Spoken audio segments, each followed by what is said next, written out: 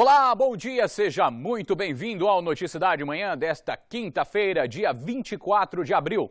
E nós começamos esta edição com a prestação de serviço e as informações do trânsito em nossa região. 7h01. A partir de agora, quem vai nos manter informado com a movimentação e as ocorrências de trânsito é o Renato Diniz. Bom dia, Renato.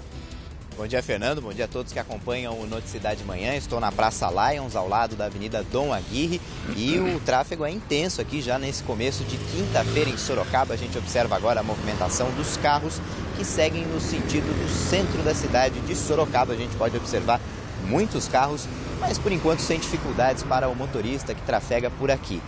Também na Avenida Dom Aguirre, os carros que seguem no sentido da Castelinho, agora um movimento um pouco menor, mas sem dificuldades para o motorista que segue no sentido do Jardim Santa Rosália ou da Castelinho, para quem vai pegar as estradas, tanto no sentido interior quanto no sentido São Paulo. De acordo com as concessionárias que administram as rodovias da região, o tráfego é o normal para o horário, sem dificuldades para o motorista que segue no sistema Castelo Raposo ou no sistema Anhanguera Bandeirantes. Fernando. Renato, a gente percebe aí que a movimentação na Avenida Dom Aguirre é bem intensa nos dois sentidos. Agora são 7h02. Nós tivemos ocorrências de acidente, Renato, nesta noite?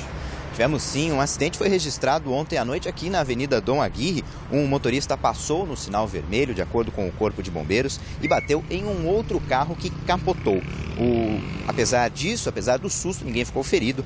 E uma mulher encaminhada, ninguém ficou ferido gravemente. Uma mulher foi encaminhada ao Hospital Regional com ferimentos leves. Também foi registrado um capotamento na rodovia Raposo Tavares, no quilômetro 101, em Sorocaba. Segundo a polícia rodoviária, o motorista perdeu o controle do carro, acabou atingindo um outro veículo. Esse acidente foi no sentido interior.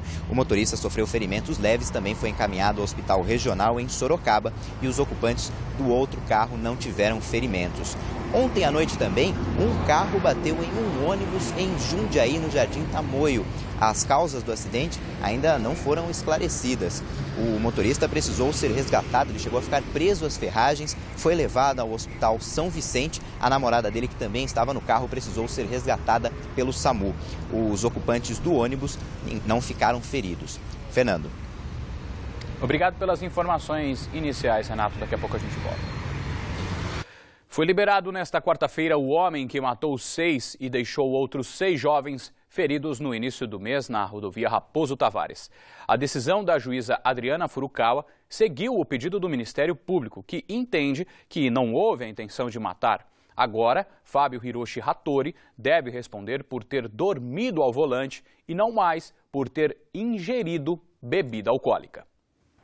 Assunto nas ruas, a decisão da justiça repercutiu mal em Sorocaba. Se está com sono, ele teria que ter encostado, né?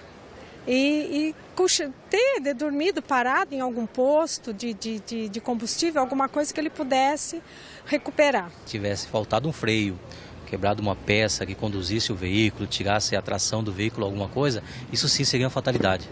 Mas ele estava embriagado, diferente. Ele não tinha condições de conduzir o veículo. Ele assumiu o risco de acontecer um acidente, acho. Nesta terça-feira, a Justiça acatou um pedido do Ministério Público para mudar o processo aberto contra Fábio Hiroshi Hattori de homicídio doloso, quando se assume o risco de matar, para culposo, quando não há intenção nem risco. Na interpretação do promotor, o acidente aconteceu porque o motorista dormiu ao volante. A família do réu pagou fiança de 40 salários mínimos, o equivalente a R$28 mil. E na tarde desta quarta-feira, Fábio saiu da penitenciária de Tremembé, onde cumpria prisão preventiva. Para mim, eu acho que ele deveria continuar preso. A decisão de libertá-lo foi uma decepção para famílias das vítimas. Todo mundo bebe, sai, mata as pessoas e daí? Quer justiça? Não tem justiça nenhuma. A consciência dele, ele sabe totalmente que está errado. De acordo com o advogado de Fábio Hiroshi, o cliente ainda está abalado. Ele enfrentará algumas restrições, mas terá uma vida praticamente normal. Ele continua, evidentemente, abalado, chocado e com a liberdade, eu acredito que ele volte a ter uma vida normal. O acidente foi no dia 6 de abril na rodovia Raposo Tavares. De acordo com o inquérito policial, Fábio vinha de Itapetininga depois de ter bebido em uma casa noturna e atropelou 12 pessoas. 6 morreram. As vítimas saíam de uma festa e esperavam pelo ônibus neste ponto. Com a decisão da Justiça, o caso não irá para júri popular, um julgamento em que a opinião pública tem peso maior. A sentença será dada por um juiz, já que o processo segue para uma das 4 varas criminais da comarca de Sorocaba. Além disso, Fábio Hiroshi só volta para a cadeia se for condenado. Esse promotor de justiça aposentado explica que o processo só poderá ir a júri popular se uma das famílias das vítimas contratar um advogado para recorrer. Em primeira instância, esta é a decisão. Só poderia haver um recurso, ainda com o processo em andamento, por parte de um eventual advogado de acusação. Se algum familiar contratar um advogado de acusação e disser, não, eu quero que haja um recurso para o tribunal, que eu quero ver se o tribunal mantém essa decisão de desqualificar o delito. Aí pode haver. Ele estava com uma arma na mão, entendeu? Era a mesma coisa que ele saísse na rua com uma arma, destravasse e saísse atirando em todo mundo. Então não foi fatalidade, ele deve pagar pelo que cometeu, ele tem que estar preso. Olha, é um assunto ainda que ainda gera muita polêmica. Nesta quarta-feira foi implantado em Itapetininga o sistema de processo judicial eletrônico na Vara do Trabalho. O objetivo é dar mais agilidade ao sistema e, claro, acabar com aquele monte de papel. Domingos rodou mais de 200 quilômetros para checar o processo de um cliente que foi aberto em Itapetininga. Sou lá de São Paulo, lá da Moca, eu tive dificuldade de vir para cá. São vários quilômetros, paguei pedágio, estadia em hotel, tudo, porque onde estava fechado. E eu vim ver os processos físicos. Se fosse eletrônico, eu não teria que vir para cá. Mas a partir de agora, com um sistema que compartilha tudo pelo computador, por meio de uma senha, as partes vão ganhar agilidade. A agilização dos processos vai ser enorme. Cerca de 70% a 80% a menos no tempo de tramitação dos processos. É um ganho para os advogados, para os servidores, para a sociedade em geral, né? O processo judiciário eletrônico, lançado há 8 anos, foi criado para pôr fim à tramitação dos autos em papel em todo o poder judiciário do país. Como exemplo dos benefícios, o desembargador lembrou da situação da Vara do Trabalho de Piedade. Na Vara de Piedade, nós tínhamos o caso do processo de papel, processo físico. Nós tínhamos um tempo médio do ajuizamento da ação até a sentença de 581 dias, sendo que nos processos eletrônicos esse prazo foi reduzido para 47 dias. A Justiça do Trabalho de Itapetininga completou 27 anos. Em 2013 foram protocoladas aqui 1.810 novas ações. Hoje, 6.000 processos estão em andamento. Com a inauguração em Itapetininga, sobe para 92 o número de unidades modernizadas de um total de 162 da 15ª Vara do Estado, o que representa 56,8%. Este plano de implantação prevê que até o final de julho de 2014 nós tenhamos instalado todas as varas eletrônicas. São 7h11. Um homem de 36 anos foi preso no Jardim Áurea, em Salto de Pirapora, suspeito de bater na mãe, que tem 65 anos. Ela disse que o filho chegou alterado em casa e, depois de uma discussão, a agrediu com socos e pontapés. A mulher procurou a base da Guarda Municipal da cidade com vários ferimentos. O rapaz foi detido na casa dele e aparentava estar sob efeito de drogas. Ele admitiu a violência e foi encaminhado para a cadeia de São Roque. A mãe foi atendida na Santa Casa da cidade e, felizmente, passa bem. Olha só, depois de arrombar a porta e entrar por 3 vezes em um supermercado em Cerquilho, para ter certeza que o alarme realmente não funcionava, bandidos conseguiram levar R$50 mil do comércio. Segundo a Polícia Militar, 2 homens teriam participado da ação. E vejam só, a dupla ainda teve tempo de trocar de roupas antes de fugir, isso mesmo. O caso é investigado pela Polícia Civil da cidade. 7h12 e a gente faz uma conexão direta com a redação do SBT Manhã na capital para saber os destaques desta quinta-feira com Patrícia Rocha.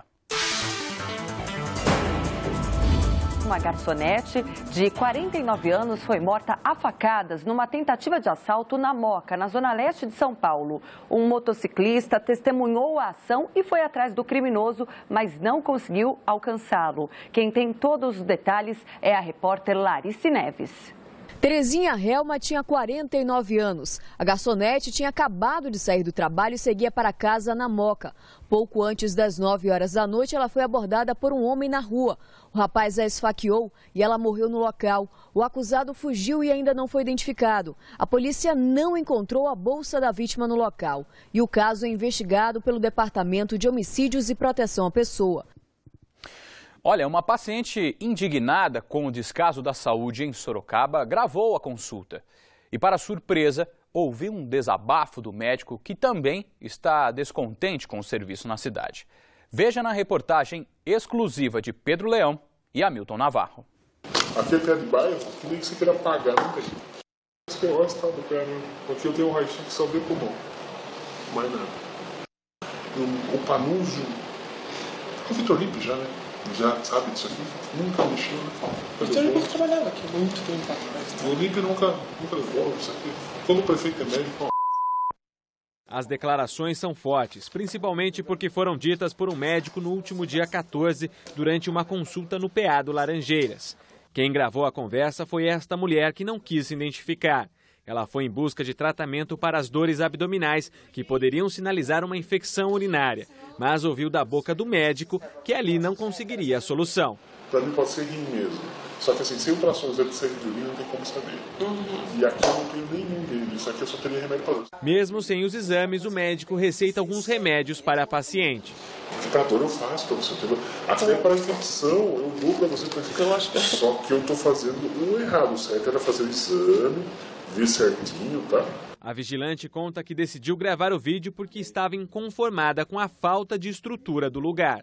Lá não tinha nenhuma estrutura para descobrir o que eu estava tendo. Não tem um exame de sangue, não tem um exame de urina, não tem nada. Sem condições de atendimento no PA do Laranjeiras, a paciente recebeu uma guia pedindo urgência no exame de ultrassom ali, na UPH da Zona Norte. Mas depois de esperar 6 horas para ser atendida, o médico se recusou a fazer o exame. Os 2 médicos que me atenderam falaram que não tinha necessidade de eu fazer aqueles exames, que ia só ocupar meu tempo, que não precisava, que era uma infecção normal e que não tinha nenhuma necessidade de estar fazendo.